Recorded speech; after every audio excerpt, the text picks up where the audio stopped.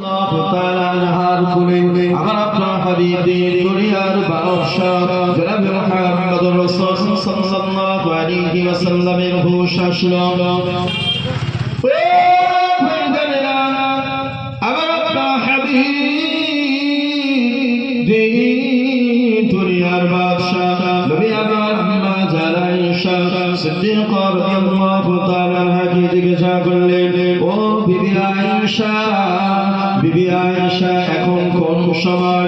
আম্মা জানা আয়েশা সিদ্দিকা রাদিয়াল্লাহু তাআলা আনহা বললেন, ইয়া রাসূলুল্লাহ, ইয়া হাবিবাল্লাহ, হুজুর মসজিদে নববীতে আমার বাবার ইমামতিতে আপনার সাহাবা আবু বকর সিদ্দিক রাদিয়াল্লাহু তাআলা আনহুর ইমামতিতে মসজিদে নববীর ভিতরে জামাতের সঙ্গে আযান নামাজ আদায় করেছে। ইয়া রাসূলুল্লাহ, ইয়া হাবিবাল্লাহ, হুজুর আমার মনে হয় সাহাবীরা কেঁদে জারে যান, নামাজের মধ্যে তারা ঠিক থাকতে পারছে না। এমন তো অবস্থায় আম্মা জানা আয়েশা সিদ্দিকা রাদিয়াল্লাহু তাআলা আনহা কি বললেন, ও বিবি আয়েশা সিদ্দিকা রাদিয়াল্লাহু তাআলা আনহা, আমার মাথাটা একটু উঁচু করে ধরো। নবী আমার আম্মা জানা সিদ্দিকা রাদিয়াল্লাহু তাআলা আনহা মাথাটা উঁচু করে ধরলেন। নবী আমার জামাতের কাতারের দৃশ্য দেখে, নামাজের কাতারের দৃশ্য দেখে নবী আমার চক্ষু মোবারক থেকে top top top top top top করে পানি পড়ছে।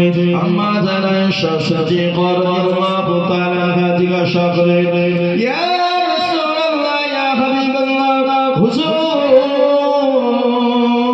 নামাজের কাতারের দৃশ্য দেখে কেন কাঁদে? আম্মা জানা আয়েশা সিদ্দিকা রাদিয়াল্লাহু তাআলা আনহার উত্তরে নবী আমার বলেন, বিবি আয়েশা, যে নামাজের কাতারের দৃশ্য দেখছো, এই নামাজকে প্রতিষ্ঠিত করতে গিয়ে আমার সাহাবীরা জান দিয়েছে, আমার সাহাবীরা মাল দিয়েছে, আমার সাহাবীরা নিজের জান মালকে কুরবান করে এই নামাজকে প্রতিষ্ঠিত করেছে। যে নামাজের কাতারের দৃশ্য আমার চোখে ধরা পড়ল, আমার মনে হয় কিয়ামত পর্যন্ত আমার উম্মতেরা এইভাবে কাতার দিয়ে জামাতের সঙ্গে নামাজ আদায় করবেন। সুবহানাল্লাহ। কিয়ামত পর্যন্ত কাতার দিয়ে তারা নামাজ আদায় করবে। ও ভাইরা, শুধু তাই না, আবার আপনার হাবিব দুনিয়ার বাদশাহ জনাবে মুহাম্মদুর রাসূল সাল্লাল্লাহু আলাইহি ওয়াসাল্লাম নবী আমার সেদিন কাতার নামাজের কাতারের দৃশ্য দেখে নবী আমার বলেছিলেন, আসসালাত আসসালাত আসসালাত ওয়া মা মালাকাত আইমানুকুম, আমার উম্মতেরা নামাজ নামাজ নামাজ। যে নবীর জীবনের শেষ কথাটা ছিল যে আমার উম্মতেরা নামাজ, এই নবীর উম্মত নবীর উম্মত নবীর কাছে সুপারিশ শাফায়াতের জন্য আশা করে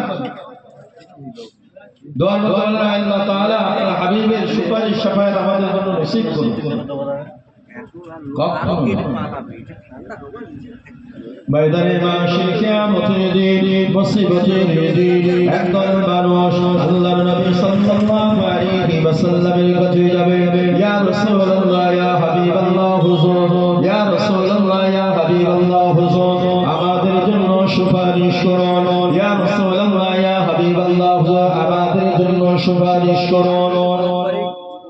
আবার আপনার হাবিব দুনিয়ার বাদশাহ জনাবে মুহাম্মদুর রাসূল সাল্লাল্লাহু আলাইহি ওয়াসাল্লাম বলবেন, দূর হয়ে যাও।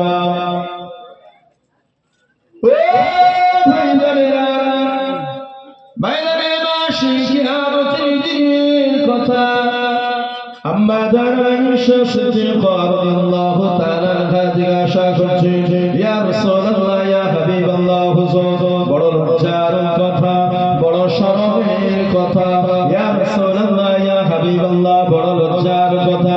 ময়দানে মাশির কিয়ামতের দিন, মুসিবতের দিন, বড় কঠিন সময়, যেদিন নাকি বাজার অথবা এক হাত বিগত উপরে সূর্যটা নেমে আসবে, বা পায়ের নিচে জমিনটা তামার মতো গরম হয়ে যাবে।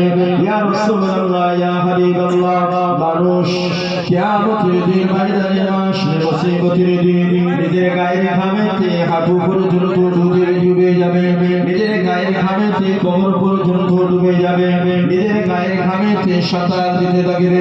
ইয়া রাসূলুল্লাহ, ইয়া হাবিবাল্লাহ, হুজুর, বড় লজ্জার কথা, বড় শরমের কথা, ছেলে মেয়ে একই জায়গায় পাশাপাশি ময়দানে মাসে কিয়ামতের দিন